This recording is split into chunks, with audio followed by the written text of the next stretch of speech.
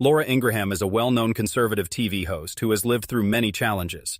She dated different people over the years, including a liberal TV host, and was even engaged to a businessman. She also had a secret relationship with a Democratic senator, but none of these relationships led to marriage. In 2005, something happened that changed her life forever and ended her chances of having a traditional family. Despite this setback, Laura found another way to become a mother and now raises 3 children on her own at age 62. Laura was born on June 19, 1963, in Glastonbury, Connecticut. She came from a working-class family with Irish and Polish roots.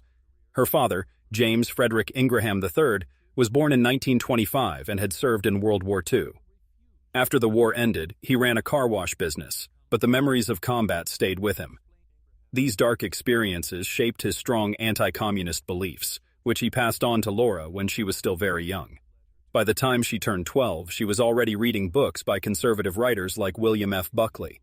Her mother, Anne Caroline Kack, worked as a waitress and came from a family of Polish immigrants. She worked hard to support her children until she died in 1999.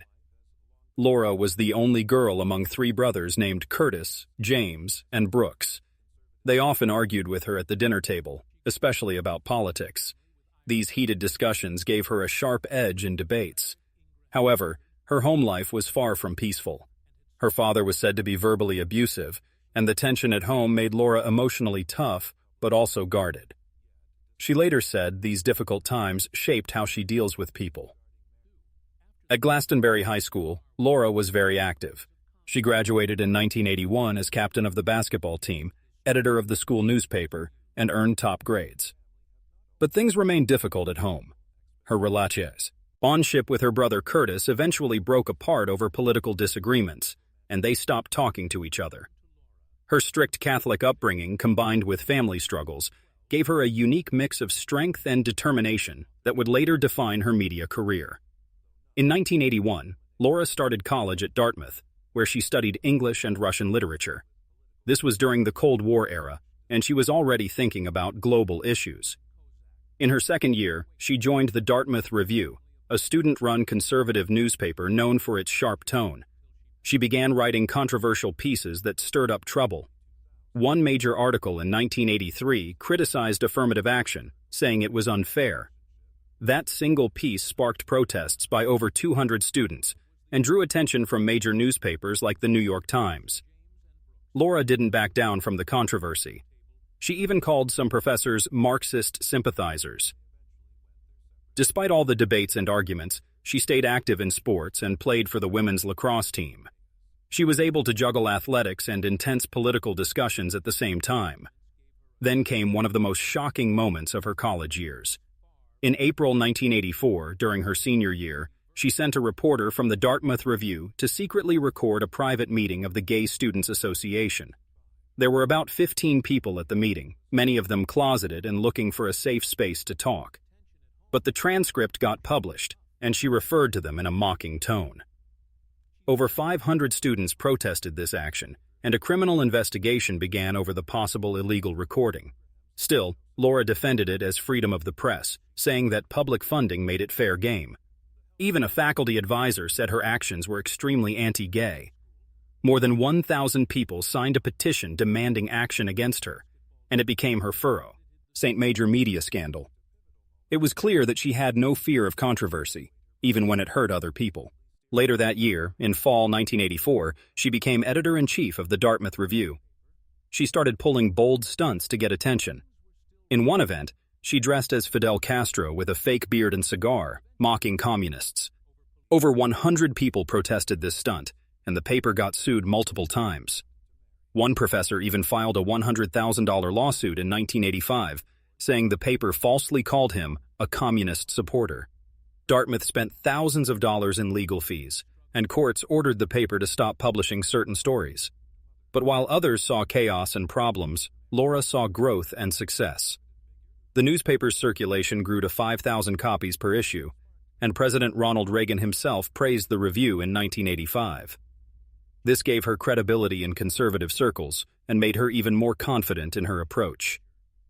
During the summer of 1984, she went to the Soviet Union for a 6-week study program. She lived in Moscow and Leningrad right when Cold War tensions were very high. What she saw there shocked her deeply. People had to wait in bread lines for 2 hours just to get food.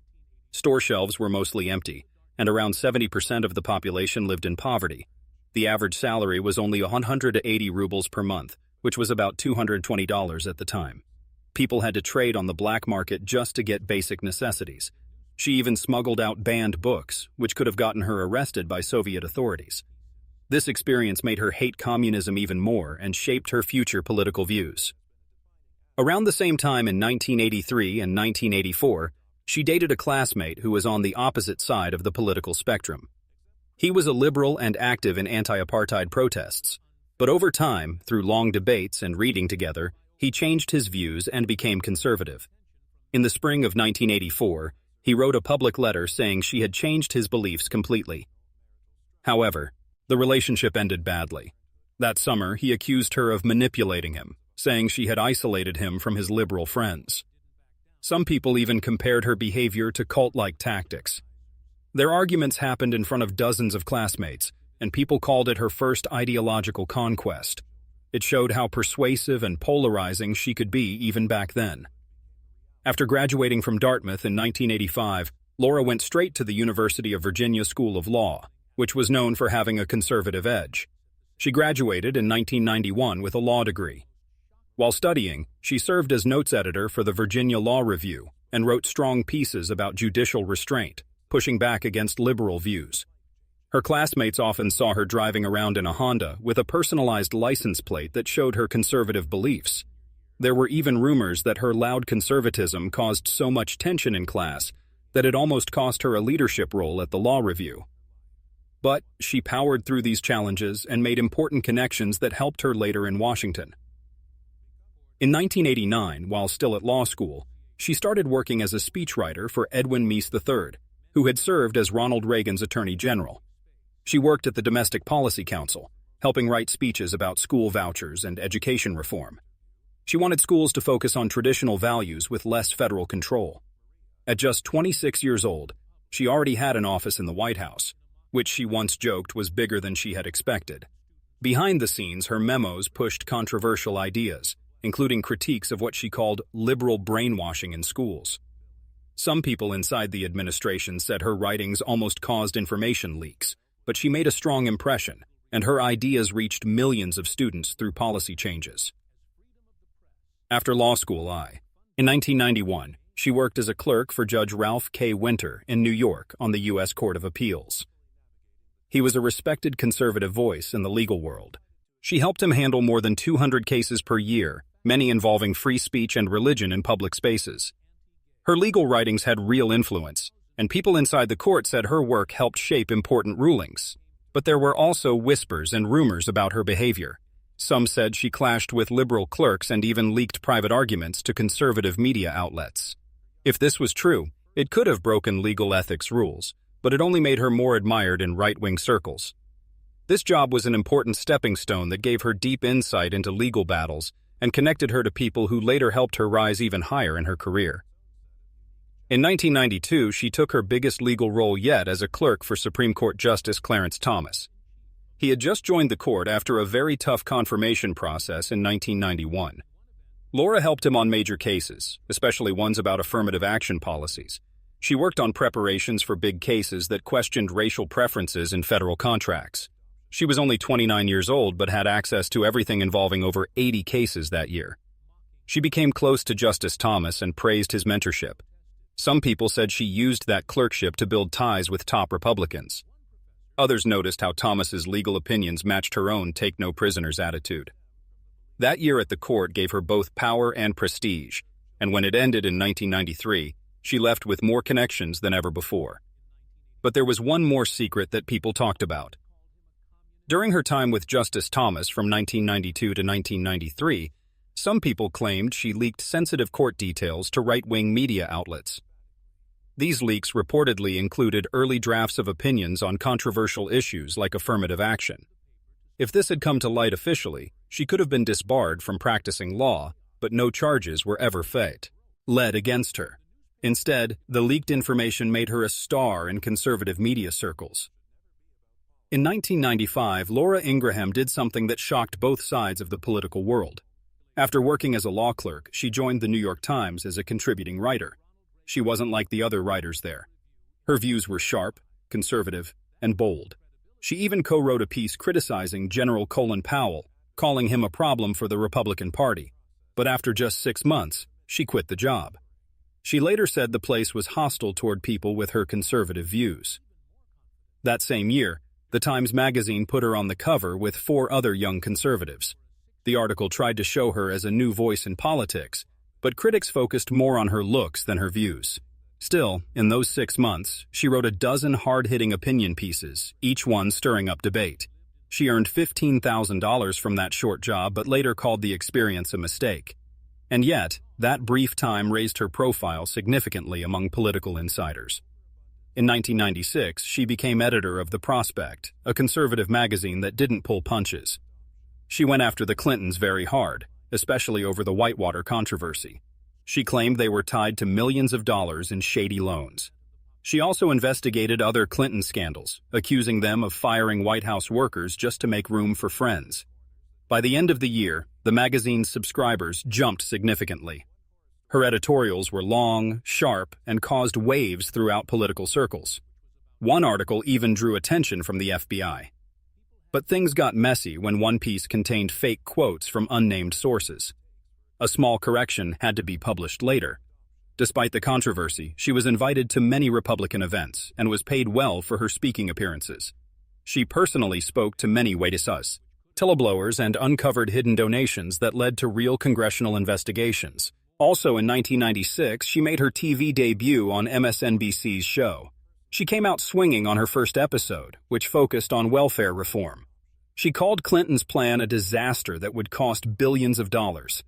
Her bold statements made headlines and pulled in over 1 million viewers. She kept coming back for more appearances, arguing over affirmative action and using statistics to back up her points. One of her biggest viral moments came when she called out a Democrat for hypocrisy, quoting data about welfare fraud cases. Each episode earned her good money, and she prepared very hard, using many note cards each time. She memorized important numbers and statistics to use in her arguments. In 1997, she stirred more controversy with an opinion piece in the Washington Post where she used harsh terms to attack radical feminists. She said they were harming families and pushing dangerous ideas. The response was explosive, with thousands of angry letters. Some prominent feminists even called the piece hate speech. Because of this controversial article, she lost a job offer from CBS, but it also helped her sell many more books. That same year, a photo shoot for the New York Times magazine changed everything. She posed in Manhattan wearing a leopard print miniskirt and holding a gavel. The photo appeared on the cover and was seen by millions of readers. Critics called it inappropriate and accused her of trying to be a conservative pinup model. She later said she regretted it, especially after getting death threats and losing speaking opportunities. But the photo also made her famous. Some conservative leaders called it empowering, and TV producers loved the attention, booking her for many more appearances. In 2000, she released her first book attacking Hillary Clinton. She said Clinton's version of feminism made women weaker, not stronger. The book was very successful, selling over 100,000 copies in the first month and staying on the bestseller list. In 2001, she started her own radio program called The Laura Ingraham Show. It launched in April and grew fast, airing on over 300 stations. By 2004, 5 million people were tuning in every week. After the September 11th attacks, she became even more popular, defending American values and attacking celebrities who criticized the war. She moved to different radio networks over the years, and by 2012 was ranked as one of the top radio hosts in the country. But her confrontational style caused problems too. Some advertisers pulled out because of controversial things she said. By 2018, she ended the radio show to focus on her family and other projects. In 2004, she strongly supported the Iraq War on her radio show. She called anti-war protesters unpatriotic and claimed they were helping terrorists. Her words caused outrage, but her ratings went up. However, years later in 2016, she changed her position and admitted the war had been a mistake. Her TV career really took off in 2007 when she started appearing regularly on Fox News. Her strong opinions on immigration during the recession got huge ratings, sometimes over 5 million viewers. But advocacy groups accused her of spreading hate, especially after hate crimes increased that year. In 2017, she got her own primetime show called The Ingraham Angle. It launched with over 3 million viewers on the first night. Her style was bold, unfiltered, and deeply tied to supporting Donald Trump.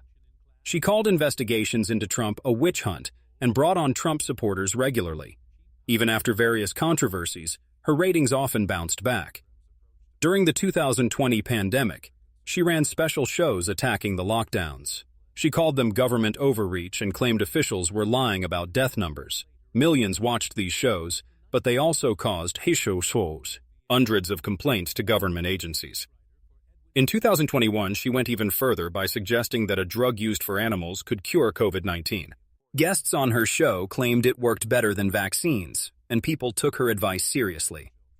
Poison control centers reported a huge spike in emergency calls. The FDA had to step in and warn the public about the dangers. Families filed lawsuits after loved ones were harmed by following this advice. Advertisers fled again, and Fox News lost millions of dollars.